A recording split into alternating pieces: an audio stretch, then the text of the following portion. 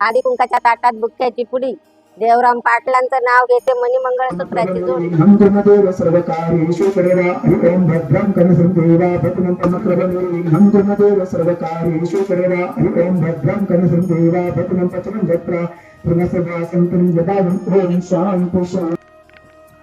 नमस्कार मित्रांनो, जय जिजाऊ, जय शिवराय, जय बळीराजा. मित्रांनो, आज आपण अकोले तालुक्यातील धामणगाव पाटे या ठिकाणी आला आहे. कांद्याचा उपयोग हा जेवणातील प्रत्येक पदार्थामध्ये केला जातो आणि तुम्ही म्हणाल कांदा पिकाच्या याचा व्हिडिओ म्हणजे काय, त्यात वेगळाच आहे की प्रत्येक जण घराची बंगल्याची नवी नवी तर जे व्यावसायिक दुकान आहे यांच्या पण आपण वास्तुशांती करतो. पण आज विशेष असा आहे की आज धामणगाव पाटचे कांदा उत्पादक शेतकरी यांनी एक विशेष वेगळा प्रयोग केलेला आहे. जी वास्तुशांती आपल्या घराची वगैरे दुकानांची असते तशीच कांद्याच्या साठवणीसाठी त्यांनी चाळ बांधलेली आहे आणि त्या चाळीची कांदा चाळीची वास्तुशांती आहे. तर देवराम आनंदा चौधरी आणि त्यांचे चिरंजीव दीपक चौधरी यांच्या कांदा चाळीच्या वास्तुशांती निमित्त आपण आज आलेलो आहोत आणि जाणून घेऊया त्यांनी ही वास्तुशांती का आणि कशासाठी ठेवली त्यामागचं कारण आपण त्यांच्याकडून जाणून. कांद्याचं महत्त्व हे खूप अनन्यसाधारण आहे. कांदा पिकाचं महत्त्व एवढं आहे की तुम्ही जर म्हणाल तर तुम्ही कांदा पिकाच्या चाळीसाठी व्हिडिओला आले तर विशेष असं आहे की अकोले तालुक्यात प्रथमतः खूप चाळी आहेत कांदा चाळी. पण ह्या धामणगाव पाटचे जे चौधरी पाटील आहे त्यांनी कांदा चाळ बांधून घरांची दुकानांची जशी वास्तुशांती होती तशी कांदा चाळीची वास्तुशांती त्यांनी आज या ठिकाणी आयोजित केलेली आणि त्यांचाच व्हिडिओ काढण्यासाठी आपण आलोय. कांदा हा काय करू शकतो हे आपण आतापर्यंत पाहिलंय. कांदा पीक हे सरकार पाडूही शकतं आणि सरकार घडवूही शकतं. त्याच्यामुळे कांदा हा माणसाच्या जीवनातला खूप महत्वाचा विषय आहे आणि त्याच कांदा चाळीच्या आपण याच्यावरती प्रकाशझोत टाकण्यासाठी आपण इथं आलो. नमस्कार माऊली. ओके. ही चाळ बांधण्यामागचं तुमचं एक धोरण काय आहे? चाळ मग बाजार भाव जर नसले ना तर मग काही कांदे द्यावा लागला.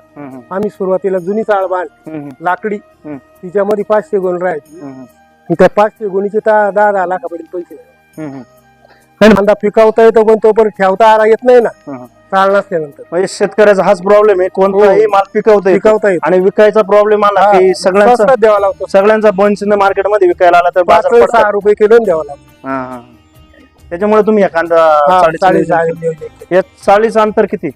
चाळीची लांबी 75 फूट आणि रुंदी 29 फूट. 29 फूट. म्हणजे एका कप्प्यातल्या स्टोरेज मध्ये किती गोण्या बसतात? 50 बसते. नाही टोटल गोण्या टोटल 700 गोणी कांदा एक साईड 59 आणि पलीकडून पण 700 गोणी. टोटल आपल्याला क्षेत्र किती? 15 एकर. आणि पाण्याचं नियोजन तुमचं कोथळेश्वरून लाईन आहे म्हणजे कांद्याच्या उत्पादनाच्या जीवावरती उत्पन्नाच्या याच्यावर. कोथळेश्वर म्हणजे पिंपळगाव खांडच्या तिथून पिंपळगाव खांड धरणातून किती इंचीची सायपिंग केलेली मागून जायला? 5 केजीची 5 केजीची 4 इंची सायपिंग असतं. 4 काही 5 आहे काही ठिकाणी. हो ना, काही ठिकाणी 6 आहे. म्हणजे खाली जास्त वर आले. आणि पिंपळगाव खांडच्या धरणाचं हे अंतर किती येईल तुम्हाला?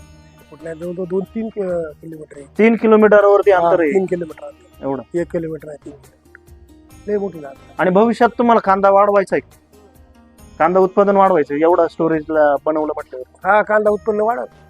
पहिल्याच वर्षी 1700 गोणी निघाली. हो का? आणि पण त्या वर्षी तुमच्याकडे स्टॉकला नाही 5 आणि 6 रुपये 7, 8, 10. म्हणजे शेतकऱ्याचा असा प्रॉब्लेम होतोय का साठवणीला जागा नसल्यामुळे कोणत्याही भावात त्या भावात विकणे. पाऊस पडायला लागल्यानंतर जागायचा काय विषय. कांदा उत्पादनाच्या याच्यामध्ये तुमची कितपत मदत असते या लोकांना? घरातल्या लोकांना खरी बियापासून माझीच मदत राहते. बी तयार करणे हे सगळं माझ्याकडे राहतंय. ते जीव लावून ठेवणे, ऊन देणे आणि बियाचं सगळे नियोजन माझ्याजवळच राहते. म्हणजे कांदा ज्या वेळेस आपण असतो तो डोंगरा वगैरे डोंगरा लावितो तिथून पासून माझी हे राहते. म्हणजे कांदा उत्पादनासाठी बी सगळं तुमच्या घरचंच असतं? घरचंच. तुम्ही काही कांदा वाटेल देता, काही कांदा घरी करता. तुमच्याकडे मजुरांची, आमच्याकडे तर मजुरांचीच म्हणजे सगळीकडे बघायला भेटते मजुरांची समस्या खूप मोठी. तर तुमच्याकडे मजुरांचे नियोजन कसं करता तुम्ही? आम्ही 11 देऊन टाकतो. म्हणजे लागवड उक्तीच हा देतात. उक्ती देतो, एकर 10,000 रुपये, एकर 11,000, एकर जसा भाव असेल तसा.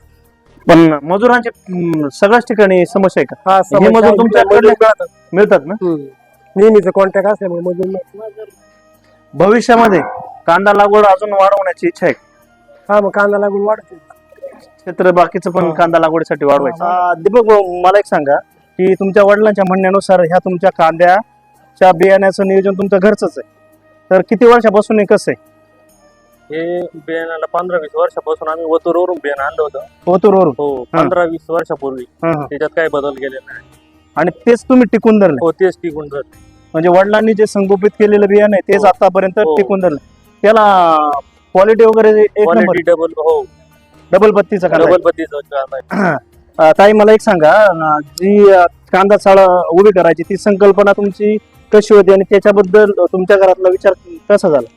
आम्ही घरात मोठे- आम्ही मोठे. 4 सासू सासरे व आम्ही 4 जण घरात राहतो. हं. आम्हाला कांदे या पिकात चांगल्या प्रकारे उत्पादन भेटतं. हं. आम्ही पहिल्या वर्षी असा ट्राय केला की एका कांद्याची लाकडाची सागाची चाळ बनवली. आम्ही हो. छानपैकी चाळ बनवली. हं. आमचे गोरख काका आहे, त्या हं. गोरख काकांनी आम्हाला चांगल्यापैकी कांद्याची चाळ बनवून दिली. हं. आम्ही त्या चाळी 2 वर्ष कांदे साठवले. हं. मग त्यानंतर त्या कांद्यामधून आम्हाला चांगल्यापैकी भरघोस उत्पन्न भरघोस उत्पन्न भेटलं. हं. मग त्यानंतर आम्ही मोठी चाळ बांधण्याचं नियोजन केलं. हं. मग आमचे ह्या पण वर्षी कांद्याला चांगले भाव भेटले. हं. मग भाव भेटल्यानंतर माझे सासू सासरे माझे मिस्टर आम्ही घरात 4 विचार केला हं. की आपल्याला चाळ बांधल्यानंतर आपण वास्तुशांती घालू, तिची शांती घालू. हं. मग अशा 4 विचाराने ह्या आज वास्तुशांती आम्ही घातली.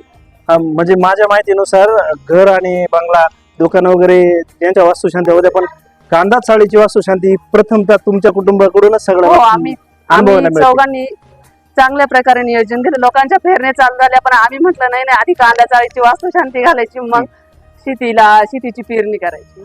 कसं वाटतंय? बरं वाटतंय ना? समाधान समाधान वाटतंय? समाधान बरं, मग या समाधानामध्ये एक उखाणा घ्या की. कोणचा? आता उखाणा कोणाचा घ्या?